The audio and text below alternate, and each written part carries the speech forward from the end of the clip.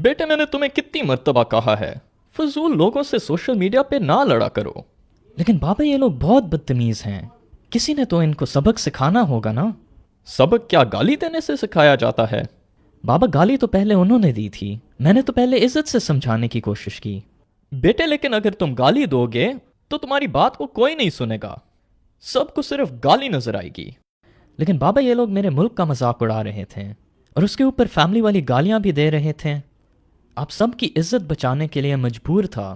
تم نے جو لفظ استعمال کیے تھے اس سے تو ہماری عزت کو نقصان ہو گیا. اب ان کی فیملی کو گالیاں تو نہیں دی؟ نہیں بابا، میں نے ان کی فیملی کو گالی نہیں دی. میرا مسئلہ صرف انہی سے ہے جو میری فیملی کے پیچھے پڑے ہوئے تھے. چھوٹی گالی ہو یا بڑی، گالی گالی ہی ہوتی ہے. لیکن بابا وہ تکلیف تو رہے گی نا.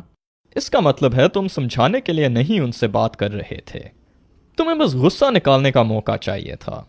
دیکھو رضوان، ان بچوں نے جو ہمارے خلاف کہا ہے وہ صرف الفاظ ہیں، ہماری تو ٹھیک ٹھاک زندگی جا رہی ہے رضوان.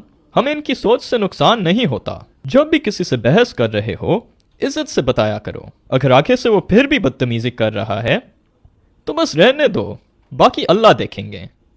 سمجھ گیا بابا، اگلی بار کوئی بھی مجھے انٹرنیٹ پہ تنگ کرے اور عزت سے بھی بات نہ سمجھے تو میں فوراً بلاک کر دوں گا. اگر آپ کو ہمارا پیغام اچھا لگا تو برائے مہربانی اس ویڈیو کو شیئر کیجیے.